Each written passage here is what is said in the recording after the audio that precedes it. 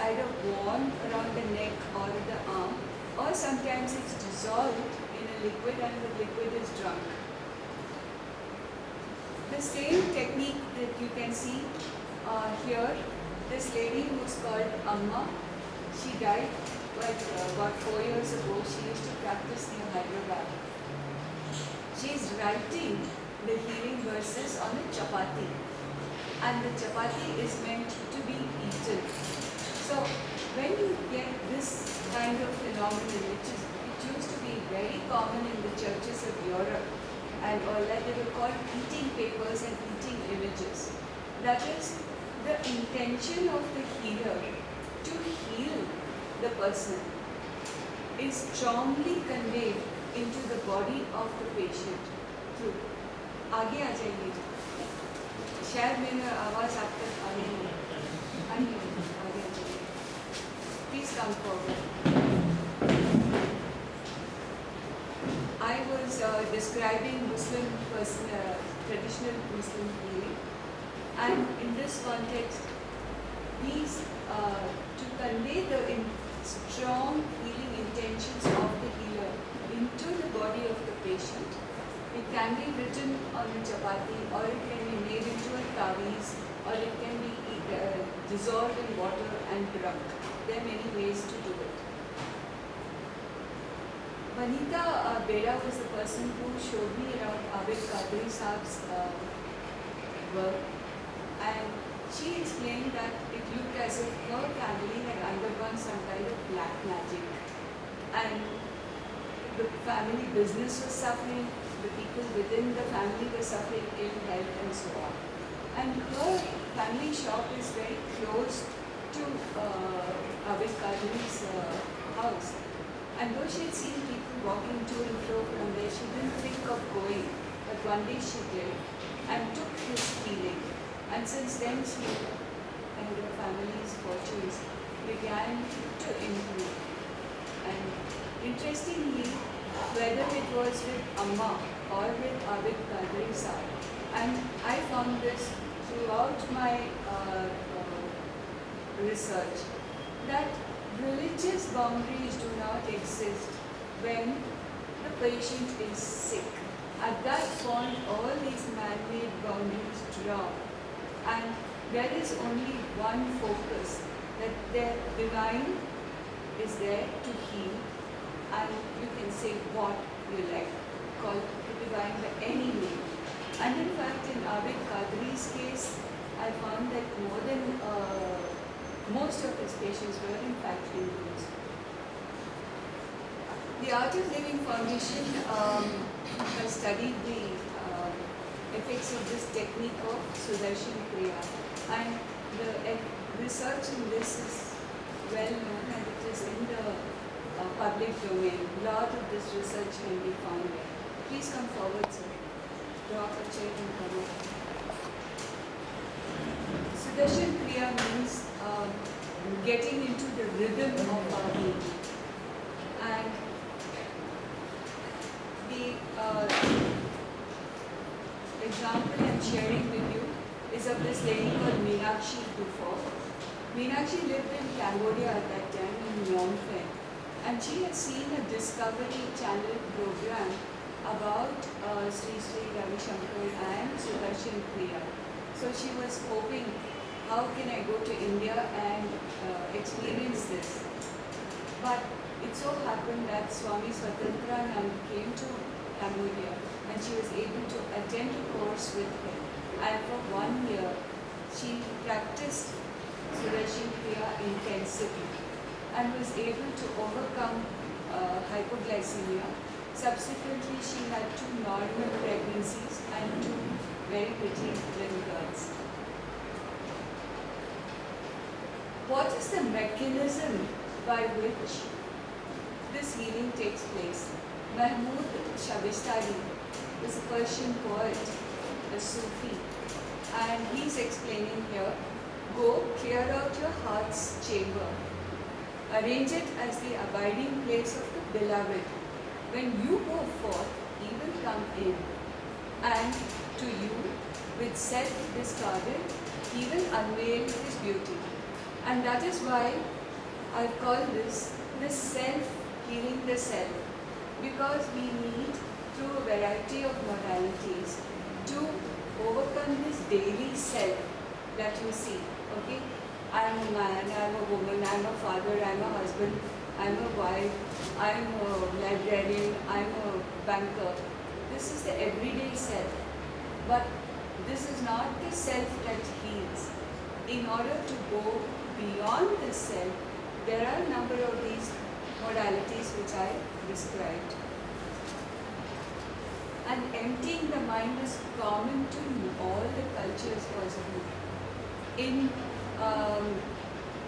kenosis, the Greeks call this kenosis, and in Christian circles, emptying the mind is known as kenosis.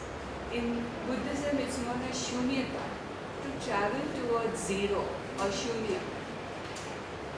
Hindus, we know it as samarpan, to lay everything at the feet of the divine. It is this self, when we have accessed that self, that is the one self that provides authentic healing. So, in sum, we can say that these modalities are cost effective, lead to permanent transformation of the person, have minimal side effects, and are sustainable. But as a researcher, I have to bring up this topic also. How can we evaluate all this? Edward Damon was a business consultant, and he did a lot of work with corporates in Japan and in the US. And his famous saying is, "In God we trust, all others must bring data." So how are we to evaluate our trust in God?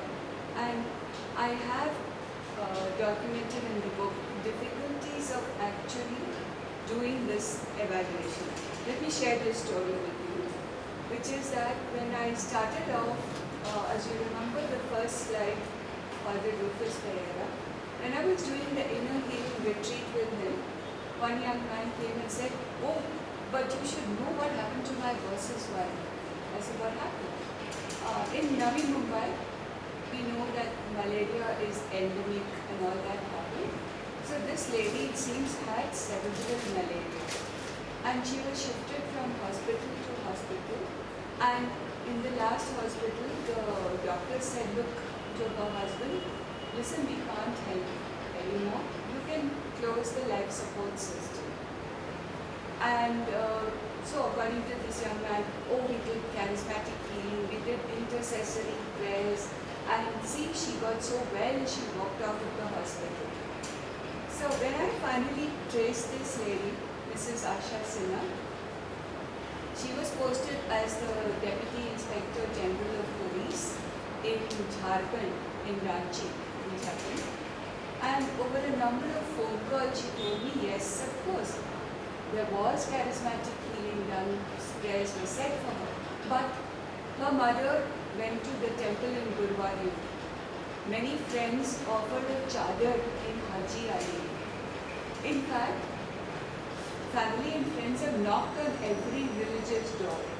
So how can we really remove one set of data from the other and say this is what healed her? In practical terms, it's very difficult to do this kind of research and really tease out the data. But as I noted in my book, we need to evaluate mainstream as well as alternate streams with a great deal of care. Because mainstream medicine also has lots and lots of examples of where there are drug recalls and procedures which are not supported by evidence. If you take the thing of radical mastectomy, for at least 100 years it was thought that women who got breast cancer would improve if more and more of the breast tissue, the underlying lymph nodes, all those tissues were removed. Then the feminists came up and said, wait. We are not just bodies on the table. Where is your evidence for doing all this? So then the medical people did a study to answer 3 questions. does the procedure capture all of the cancer? And the answer was no. Does the procedure prevent the cancer from coming back? And the answer was no. Does the procedure prolong women's lives? And the answer was no. So almost 100 years of a procedure and no evidence. So it's not just the so-called alternate streams that don't have evidence to back them. Mainstream medicine is full of such things. So who should do the evaluation? Now when we look at traditional Indian thought, we said that the scientist who overcame 6 prejudices, Kama, Krodha, Lobha, Moha, Mad, Matsari. Because these are prejudices that cloud the mind. You cannot think properly, you cannot think scientifically, and you cannot think in the interest of the public at large if the mind is colored in this way. So those people in the mainstream medical establishments who need to have grants, who need to have tenures, need these professorships, who are aiming for Nobel Prizes, they can't be doing research which really benefits mankind because their minds are certainly clouded with these considerations. I think, now, I'm an independent researcher, yes, but I'm also a health activist. And I think that meditation, visualization, group chanting should be part of everyone's daily practice. But they should be in the public domain because they impact public health. And it is not that some of us are privileged and therefore we do meditation, therefore we go to a guru, therefore we go on retreats. No. We should make it possible that everybody at every station of life is enabled to take advantage of such existing modalities. For instance, this is the people who are trained in pranic healing. Every night at 9 o'clock, they do what is called twin heart meditation. Their hearts are aligned to the hearts of the whole universe. And they pray for universal consciousness and peace. And we know how much violence and lack of peace in public life is making an impact on public health. And this is especially true of gender violence, where women can be both at the receiving end of violence and they can be authors of violence also. So, in order to understand